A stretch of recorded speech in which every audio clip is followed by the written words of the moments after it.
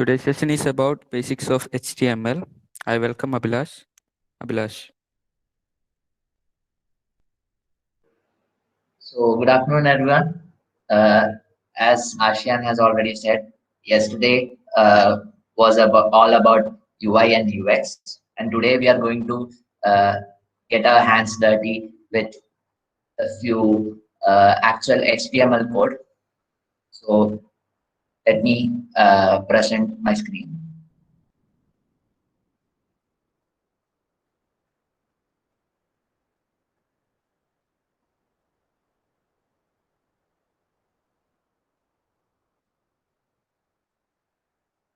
Is it visible?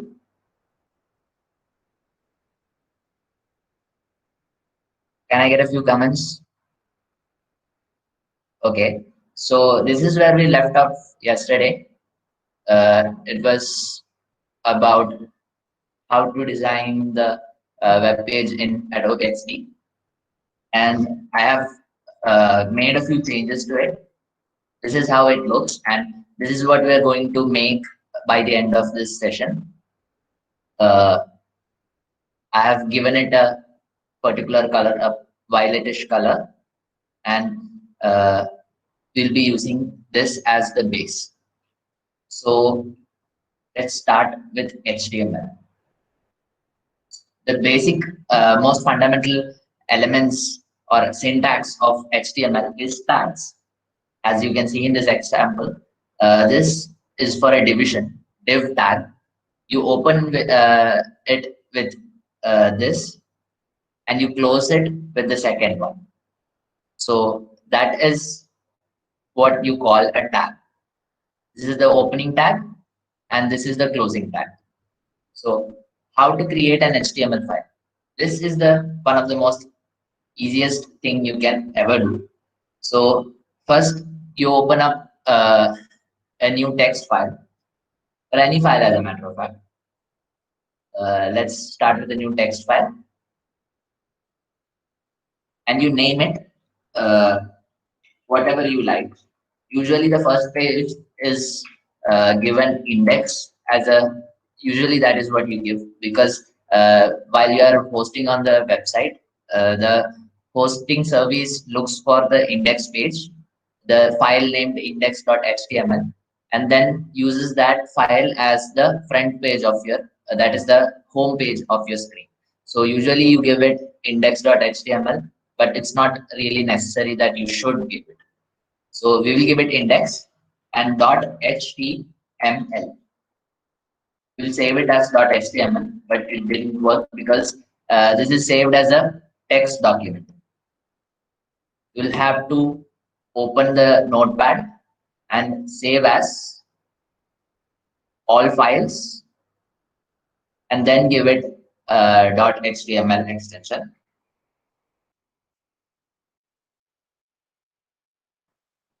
Now you can see that there is a index.html file created and it has a Google Chrome icon. So this is what we originally want. We don't need this. Now I hope you have all downloaded Visual Studio Code or some other text editor that you are comfortable with. Can I get a few responses? That, am I not audible? Okay, so yeah. So what you need to do now is open this HTML document using uh, your preferred text editor. I have Visual Studio Code, so I'm going to open it with Visual Studio Code.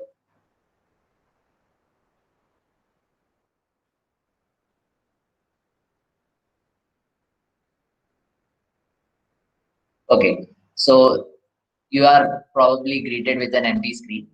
That is because our HTML file right now doesn't contain anything. It's a blank document. Now what I need you to do is download an extension. This file here, this icon here refers to extension. And in that extension, you can go to live server. And you will see the first thing here is a live server. You will probably require this.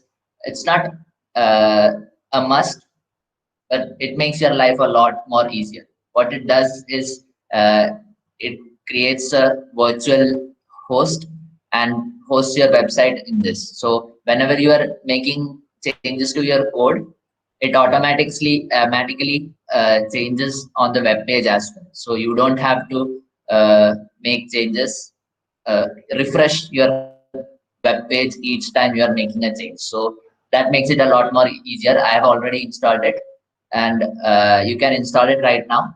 It's not actually of utmost importance. This is just to make your life a lot more easier. So what you need to do next is, wait a minute. Yeah, okay. So instead of opening the file alone, I opened the entire folder using Visual Studio Code. That way, you will get the go live option from the live server right beneath on your text editor. If you didn't, while installing Visual Studio Code, if you didn't give the option to access Visual Studio Code by right clicking, you can also do File, Open Folder, and navigate to the folder which you need and select the folder. Then it will be basically the same. So we have already opened it. This is our index.html, and we have the option to go live. So we'll click that.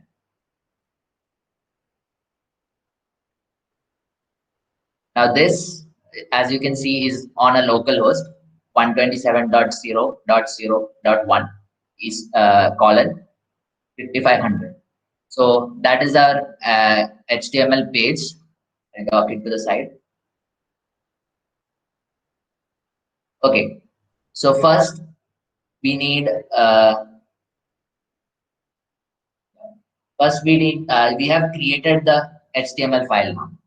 Next, we need to know the HTML syntax that will work with the this code that we need to write to make stuff happen on our HTML site.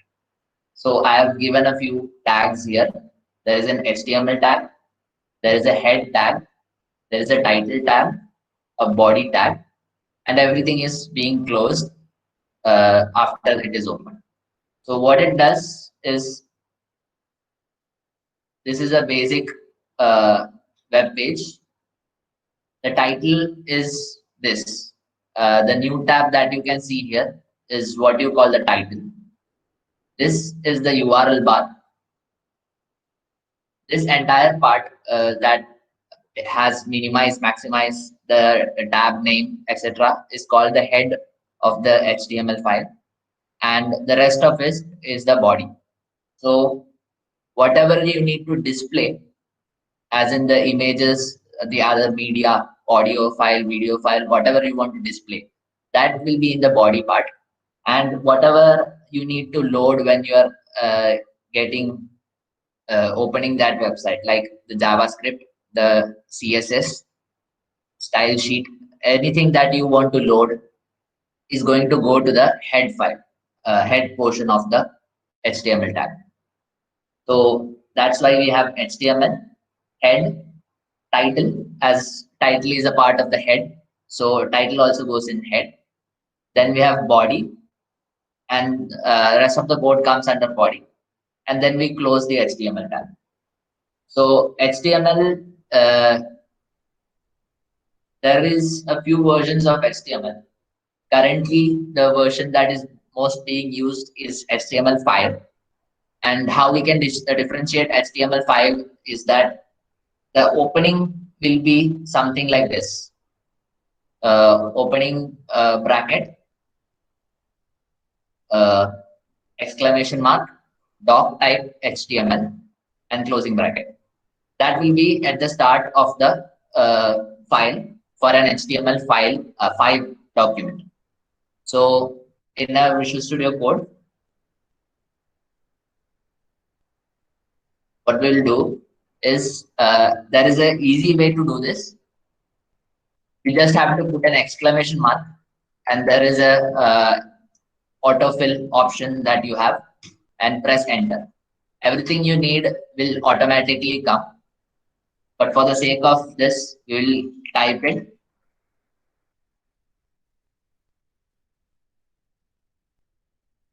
Doc type HTML.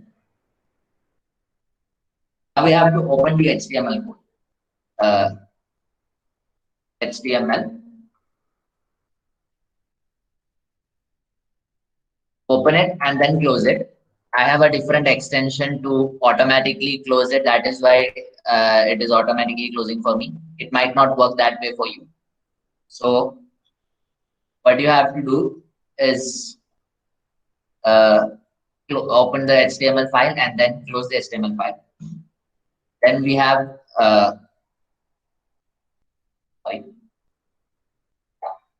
the head, in which comes title. The next, we are going to give a name for it. Let's give hyphen webdev.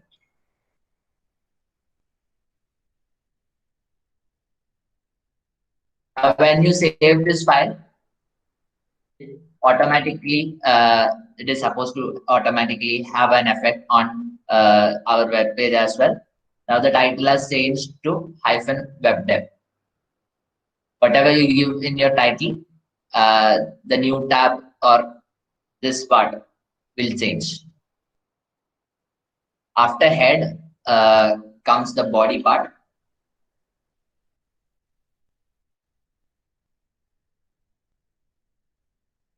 That's basically this part. So next is the essential tags in HTML. Tags that you will require for HTML to work. So the paragraph tag is P.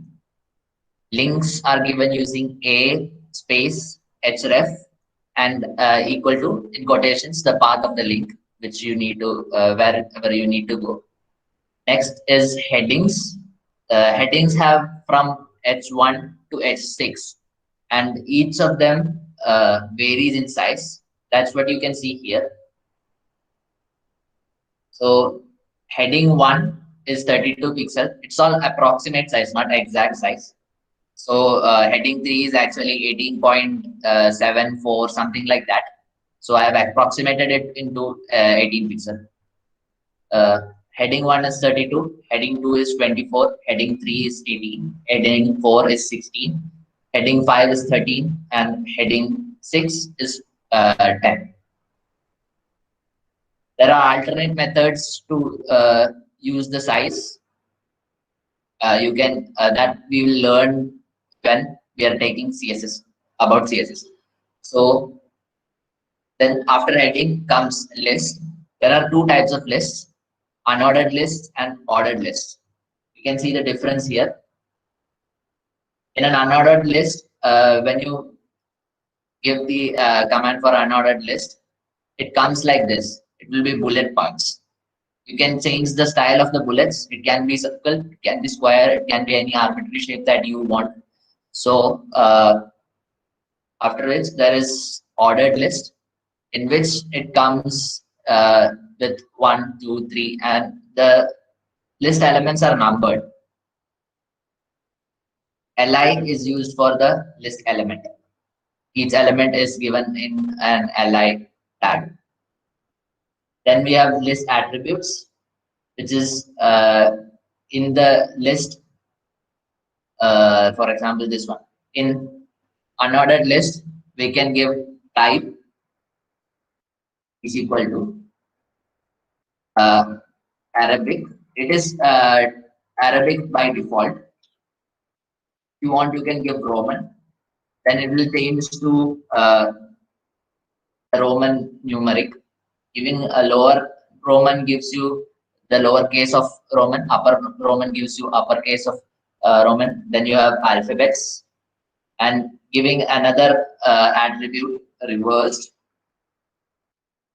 that reverses the order of occurrence. That is, element 1 will be 3, element 2 will be 2, element 3 will be 1. So the order gets reversed. And there is a start as well. You can give it like start is equal to, let's say, 50. And Roman is, type is Arabic. What happens is instead of starting from 1, 2, 3, it will be 50, 51, 52, like that. So let's experiment with that as well.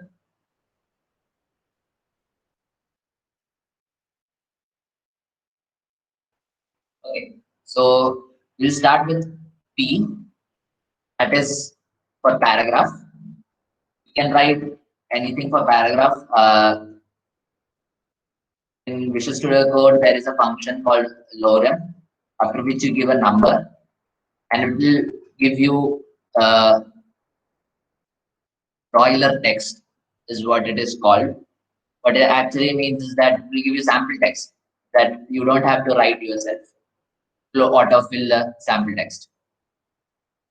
So once you save it, it automatically comes here. The paragraph is different from heading because in heading it has a particular size.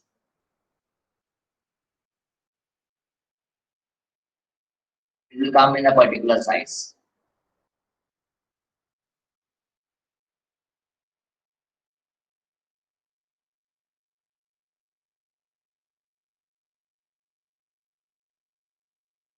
But in paragraph, it is always like, paragraphs don't have to be really big.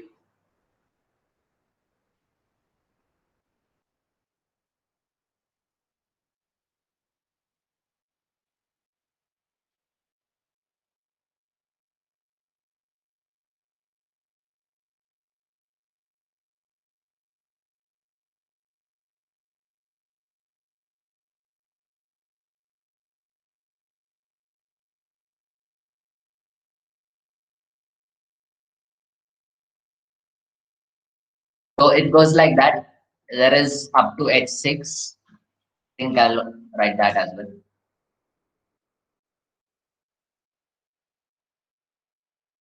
Okay, so there is up to heading 6, and each time it goes in decreasing order of size. And you can use it in various places. You might need size of H, you may require size of H3. So depending on that, you can use whichever size of text that you want. Then comes unordered list. Sorry.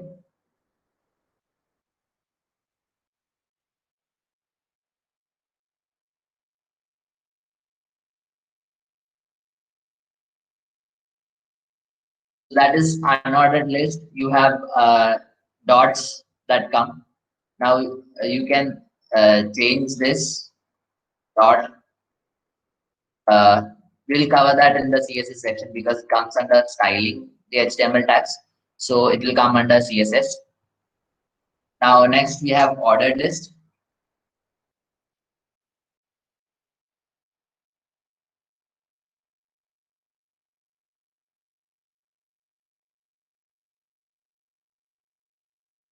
Which by default has Arabic. You can give type is equal to Roman, lower Roman.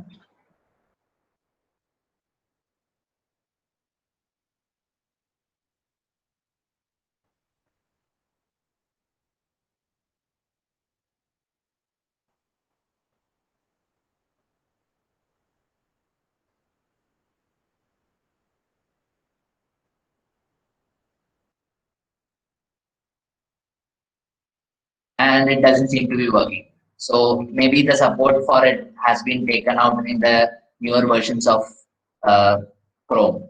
So you'll have to also take that into consideration because most of the things that you use might come, new things might come whenever new updates come, and sometimes it's also taken away. So most likely in this one, it is turned because you can use CSS right now and no one really uses HTML. Most likely the HTML support for that has been taken from the Chrome web browser. We will cover that in CSS anyway, the new way, and that's probably better, and you wouldn't have to use this anyway. Let's just try whether start also works or not. Okay, start works. So when you give start is equal to 50, it starts from 50, 51 and goes on instead of starting from 1. That's the list section. Now we have inserting media. This is one of the most important things that you will require. Uh, Normally, you wouldn't have to order list, give numbers to list and stuff like that. You will probably require, YouTube, Google, everything uses basically image insertion, audio insertion. So we'll look at image insertion first. The code for this image insertion doesn't require you to close the tag. You can just create one tag that doesn't have a closing tag and it will work. So this is img src is equal to path to the image slash image name dot format and alt. Alt gives the alternative name. That is, for example, if you have a very low net connectivity, what happens is that the image is not loaded properly. So when the image is not loaded, you have to show something that there is there. Something is there. There is an image that's supposed to be there, but it's not loaded. So it shows a small icon of an image and gives the name of the text. I'll show you the.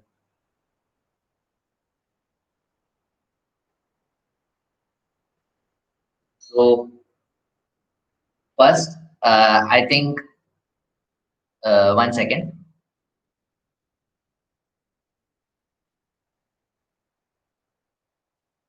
Okay, so in the chat, I'm going to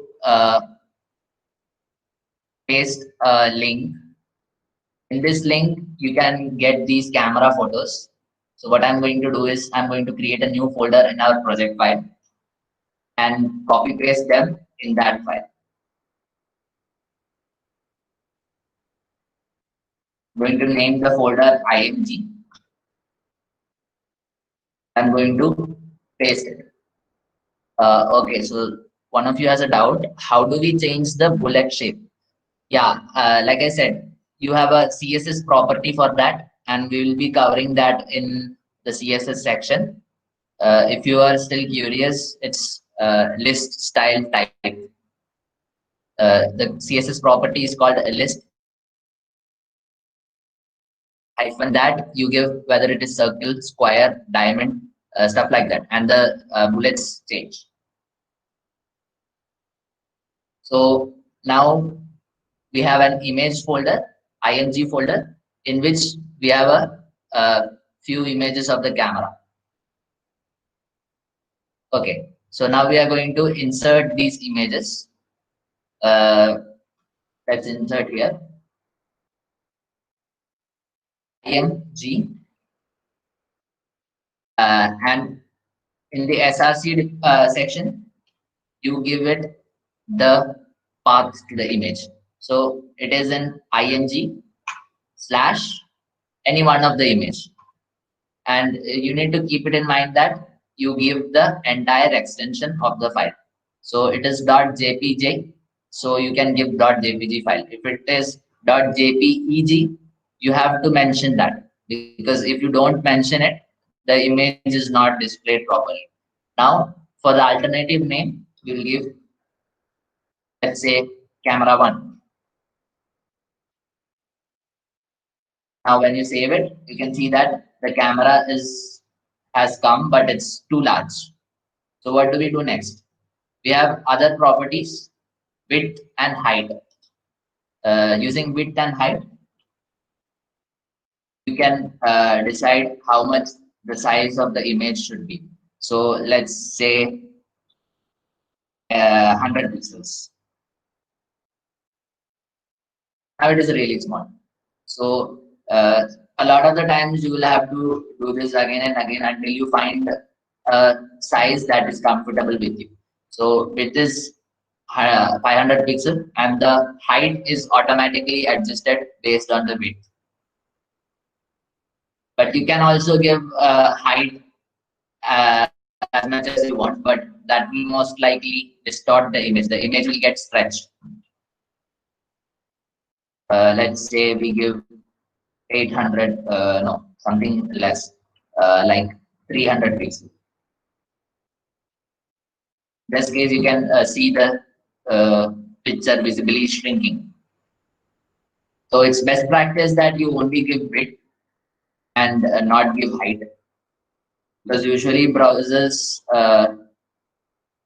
the size of the images usually are calculated using width rather than height, because the height of the browser can is never constant, if there is something below this image, you can scroll down. So the height increases dynamically, but the width is always the width of the browser. It can't go beyond the width of the browser unless you put something at the right side. Then you will have a scroll bar beneath as well. But usually it doesn't happen. Usually the width compared to height, width is more a stable unit that you can use. That's the image that we inserted. Similarly, we can insert audio, and in SRC you will have to give the path to audio. And instead of JPG, you give whatever the name of the audio file is. This is an image file. It's not gonna come. I don't have any audios on my laptop, so I can't really show you because no one uses audio files anymore. You usually have Spotify, stuff like that. What I do have is a video. So let's try putting the video in. Instead of image, we'll give id, and let me find a video. Uh,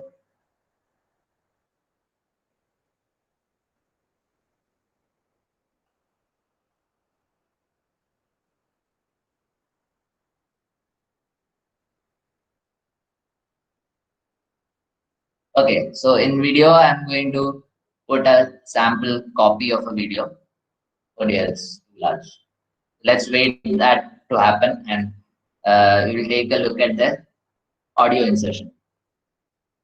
So you insert an audio, you give a audio tag, and then you give source, in which you give the path,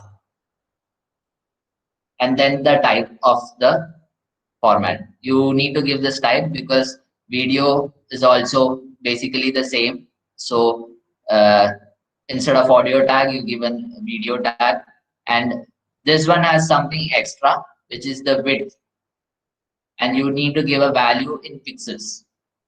And you because if you don't give it, the video will not manifest in a way. The screen of the window is does not appear on the screen if you don't give the width and the height. And then you have controls. This is an attribute that displays the controls of the video, that is pause, play, skip, stuff like that. So if you don't want your user to be able to control the audio or the video as and such stuff, then you don't put controls in there. If you put controls, the user will be able to modify it. So let me give you an example. We'll go with video,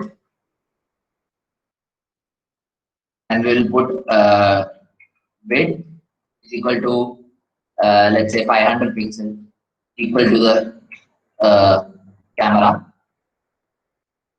and we'll go source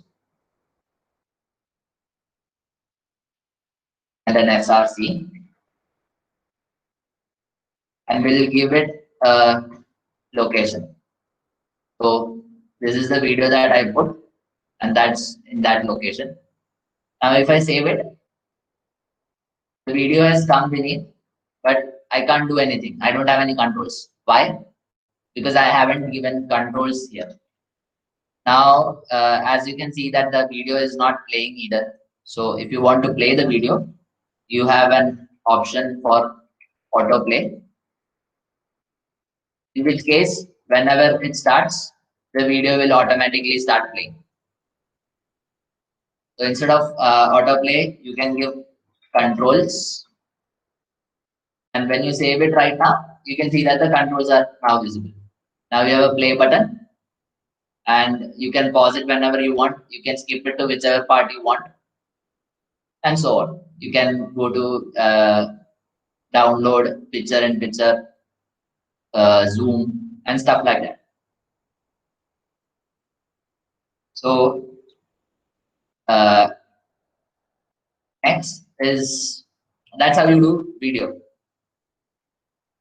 Next is one of the most important, which is called form. Uh, Form is closely tied with PHP, and PHP is backend. We are not going to take PHP because it is backend. Like I said, we are doing front end development, and PHP brings in a whole lot more complexity to the stuff we are talking about. So we'll do the best practices for form, so that when you do learn PHP, it will be much more easier. So the tag is form, and action is one of the attributes, and method. So action is like you have a submit button. You have this tag, this particular tag.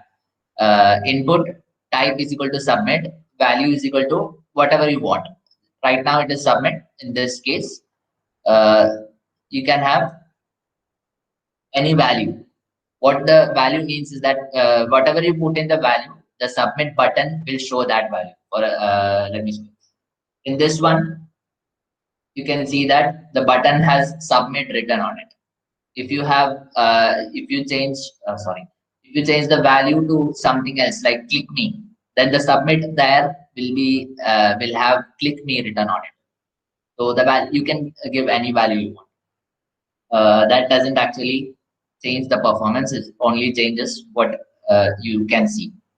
So the action is that when you click on submit, whatever your action is, the page will be redirected to that page. So action is equal to action/action.html. In this case, it will search for the action.html file in the same directory. So it should be in the same directory, or you should mention it where it is. Like it is in something like this: HTML pages/action.html. You should have something like that. If you don't have anything like that, then it should be in the same directory. And next is method. Now, method, there is two method of doing this.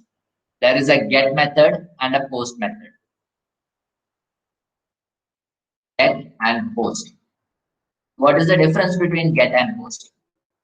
Now, if you take a look at a web page, you can immediately see a few things that I already have mentioned. The head part, the body part which comes underneath. This is the title. And then we had the URL. So the get method and the post method are tied to the URL.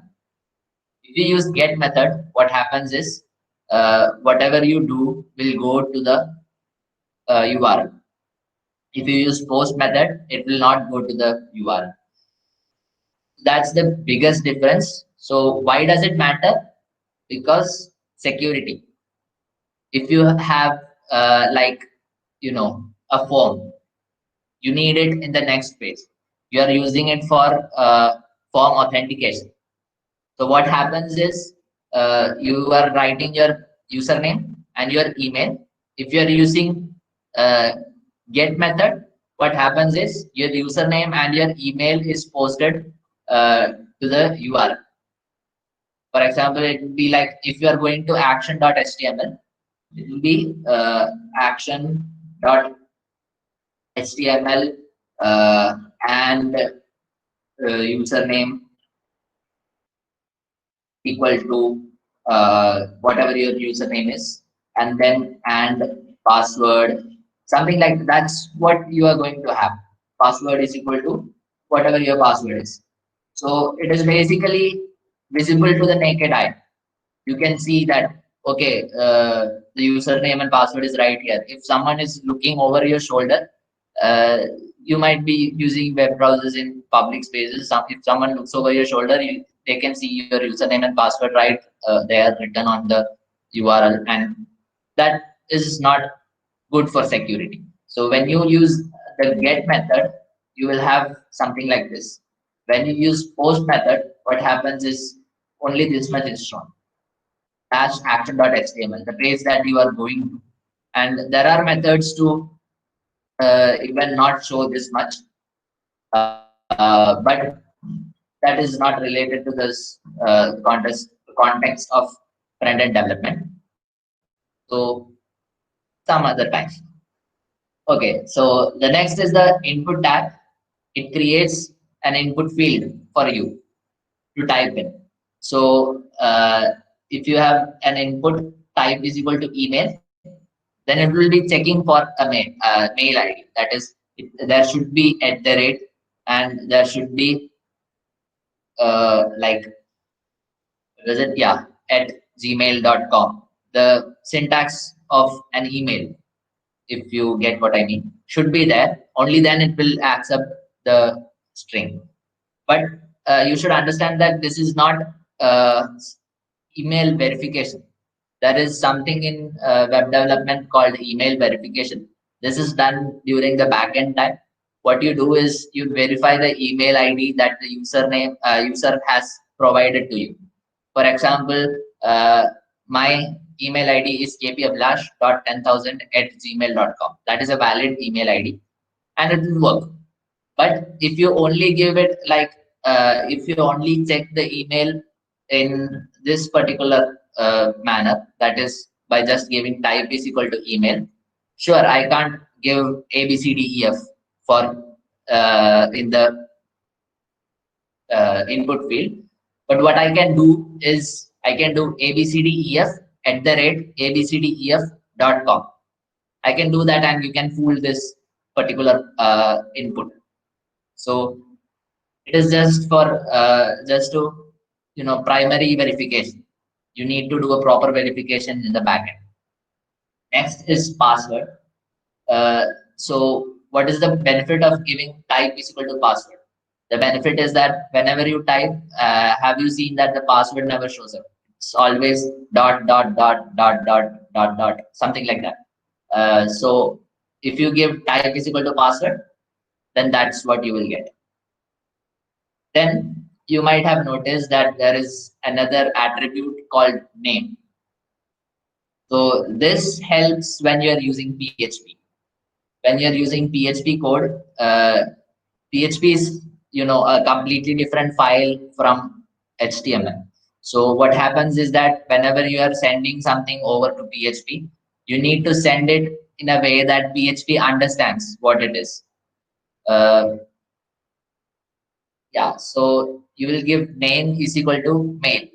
So in the PHP end of the spectrum, you can create a variable, and then you can ask PHP to store uh, the value that comes from the input field, which has a name mail.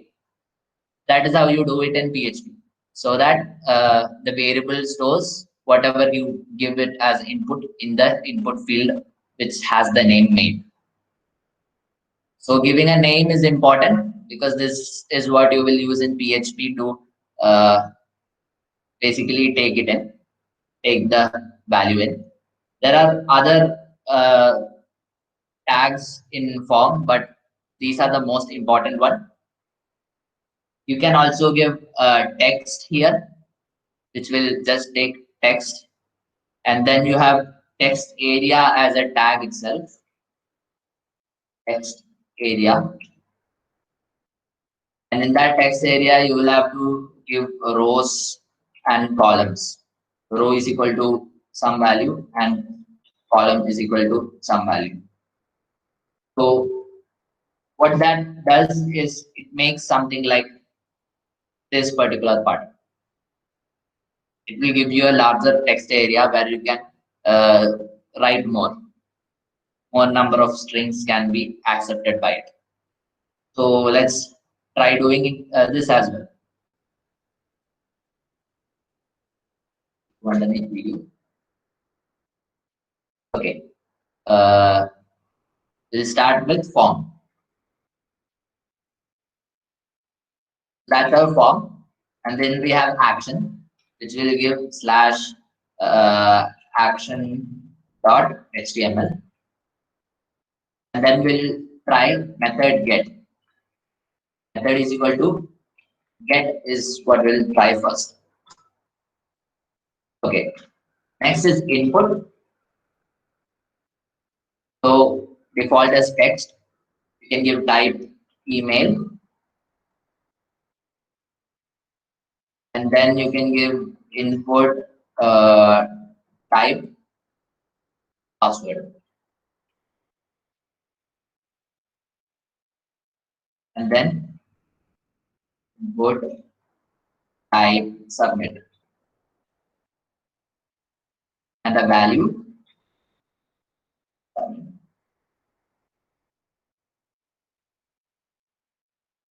Okay, so we have got a text field here, a second text field, and a submit button.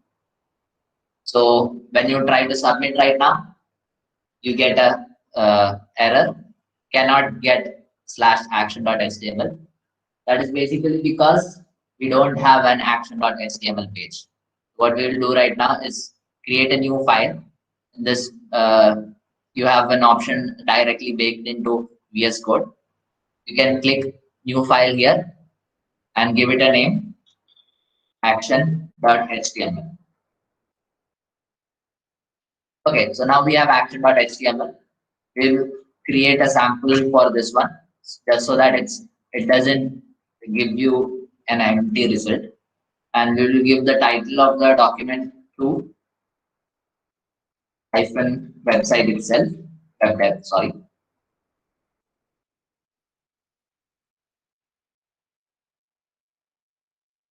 Okay, so now when you click submit, you will get to the next page, which is also hyphen web dev, but it's still empty.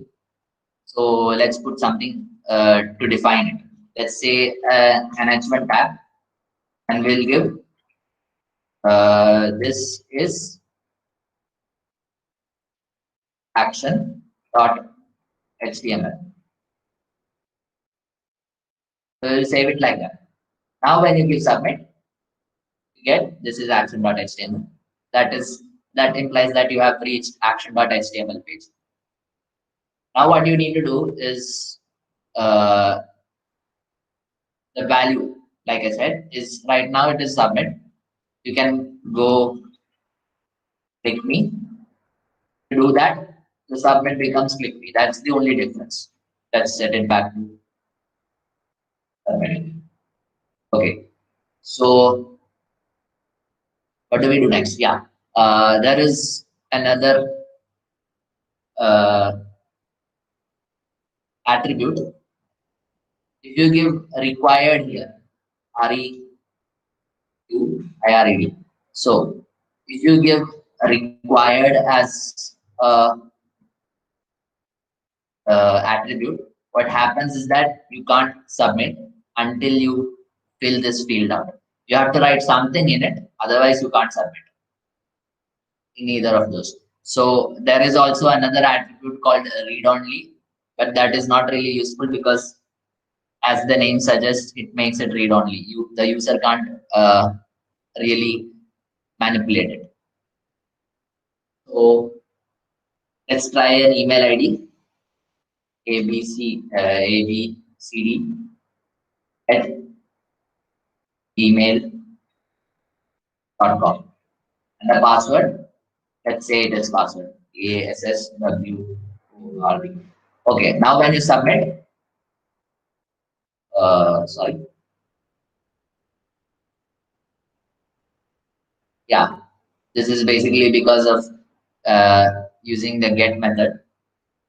Now we are not using the password here, so it didn't come on the URL. If you are using PHP to validate who is coming in, and this thing, the values are being used in our action.html page. In that case, the page will show.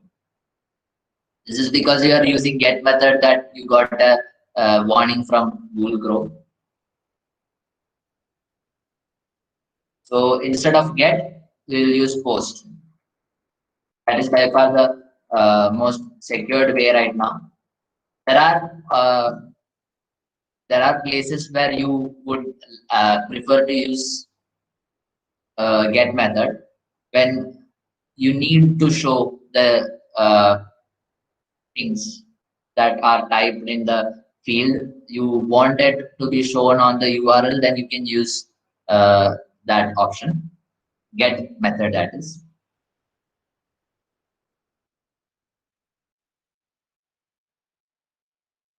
Okay, so now when you submit, you can see that because I didn't give at the rate, it is not identified as a email ID. So I just give at the rate something. Now it will be considered as an email ID.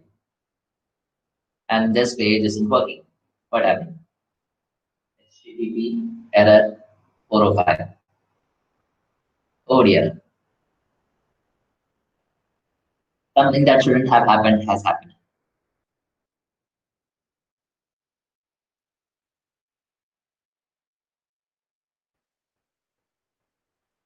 Let's try rehosting our website.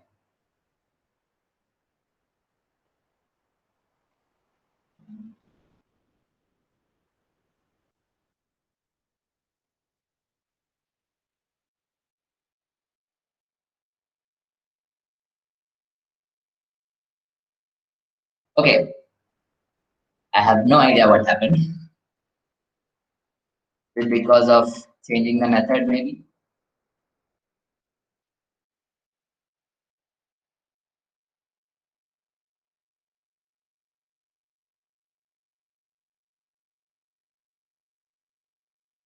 Yeah, I think it's because I changed the method to post after I already used it as get, that this happened. Data breach on the site or app exposed your password. Chrome recommends changing your password on this ID right now.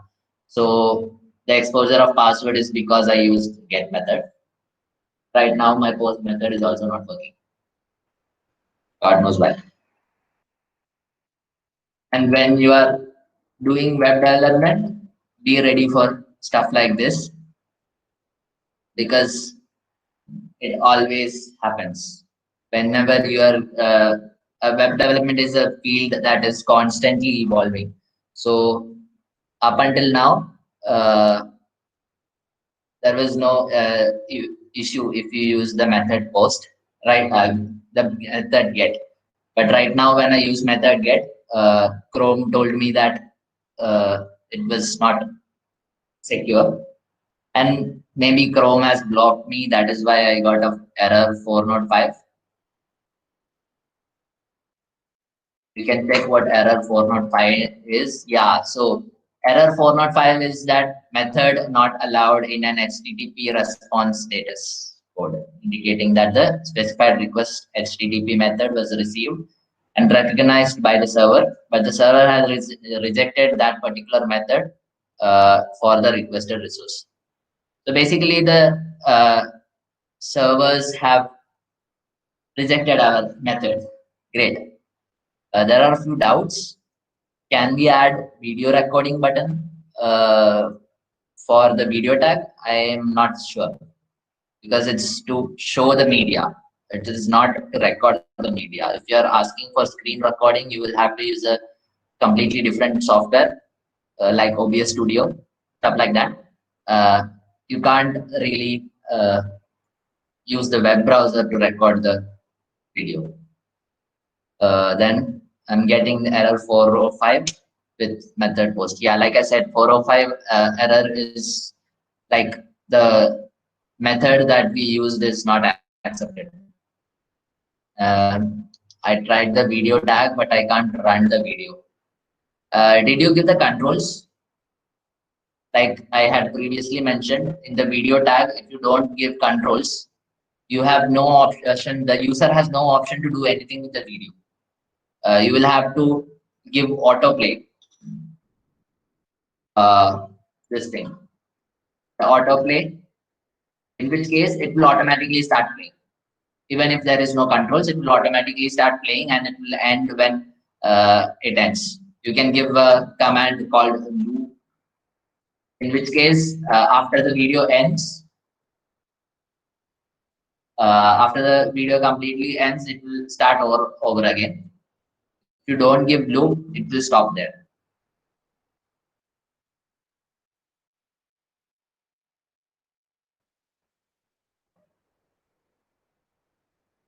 Yeah, we don't have to wait for that. Anyway, so what's the next now? How do we change the bullet shape in UL? Yeah, I already mentioned that we are going to do that in the CSS section that is going to be held tomorrow, or sorry, the day after tomorrow.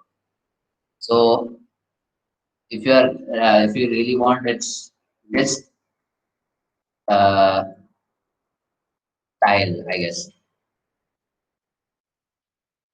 List style type, yeah. List style type and whatever the type you want and semicolon. What was it? Yeah, square. Yeah, so I have put it in the comments. You can see that. That is the style that you use. You have to know CSS for that. You have to create a CSS file, and then you can give list style type colon and whatever you want, diamond, square, circle, stuff like that. You can even give URL, and in that URL you can give the uh, any image that you want.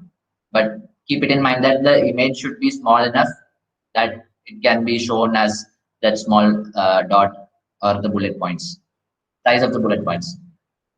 Okay. Next is that now we need, you might not want it in this order. You might want one on top of other, in which case you can give a tag called BR. This for break. And when you are giving BR tab, it will break the line and the thing will come under the next line. I'll close the auto.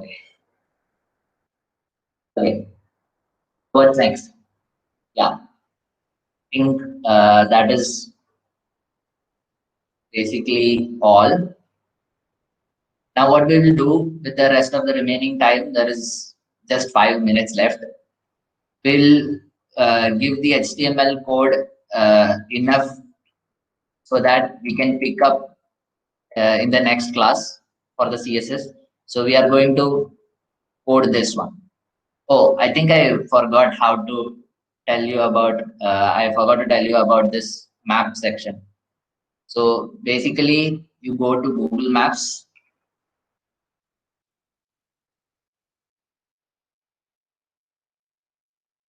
And in Google Maps, you search for the location that you want.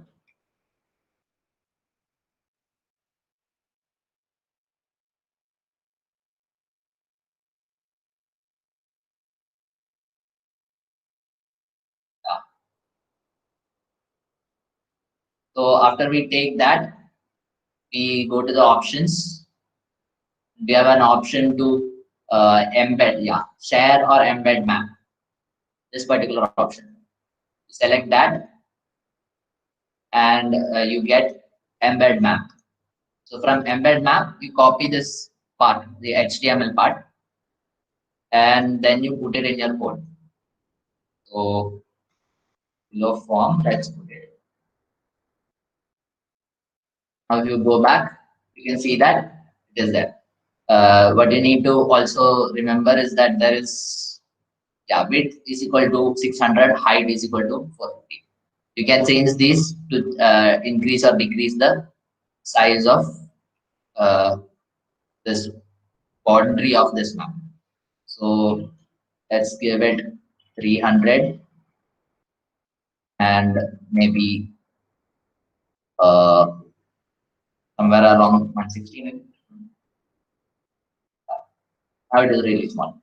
So you can adjust this it in the way that you want. So now that I've taken about that as well, that is called iframe. So what we'll do is we'll scrap all this and we'll start what time we have remaining. We are going to code for this particular section. So these objects that you see here are going to be what do we call it? The images that I gave you through the link, through the drive link. So the camera images are going to go here. We will use logo as text itself, and home, contact, and about are going to be list. So let's just start with that. We will have a navbar tag.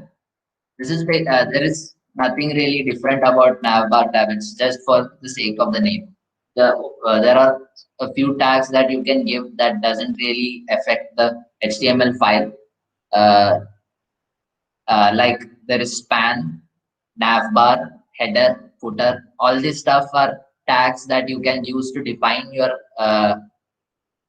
coding so that you can easily understand where your code is so that you can search it. So this doesn't really affect it. It's just for containing the code of navbar. So you have UL and you have LI in which you will give home. One of it will be about, the other will be a contact. Okay, so save that. Now you have the styling part we will do day after tomorrow's class. We will only give the template that we require for the next classes. So we have the navbar right now. It's not clickable, obviously. Uh, Next is the image. So img src slash from image, the first image, and alternative name camera one, control S. Okay, so we need to change the size. It is equal to let's say 500 pixels. 500 is too large, I guess. So 300 pixels. Yeah, okay, this is fine. We'll copy that. Let's say 5 times. I have 5 images, right? So 1, 2, 3, 4, 5. Yeah, 5 times and save it. You have got 5 images. You can change the image later after the class. The time is already way past, so you leave that those images like that. Then we have the about section. So we'll give it inside h1 tags, maybe OUT. Give it comes beneath about. Then we will have another h1 tag in which we will give contact. UNEH. Yeah, contact. Give that. That also comes beneath. Then we have what did we have? Yeah, the form element. So inside this, we will give the form. Action will be slash action dot html, and inside that form element, we will have input file. Input text is equal to email. Name, just for the sake of easier writing when you are using PHP, we will get name is equal to, let's say, mail. Then we will give it a BR tag. Then we will give another input. This time it will be password.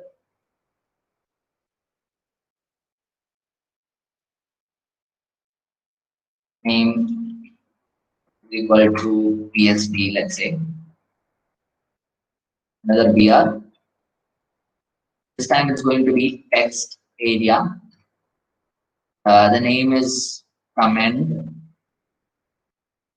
ID will be need ID right now. Let's leave ID out. Columns 30, rows 10. That's the default value. Let's keep it at default. Another BR. Next will be the input. Type submit. And value will also be submitted. That makes our contact form. And finally, outside the form, we'll use the thing that we previously copied, the map with 300 pixel as its width and around 150 pixel as its height. It's going to come here. So yeah, finally there is also a footer. And yeah, finally we have footer. And we don't need to write any code right now because the footer is empty. In this case, the footer is this little part and it's empty. Really, there is nothing. So we haven't put a logo, right?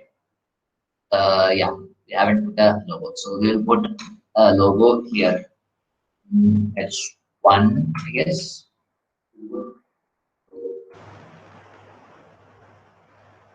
Okay. So we have a logo. We have about, home, contact. All this should come here. And then we have a few images. Under each image, you can write something like, let's say, next tag object X.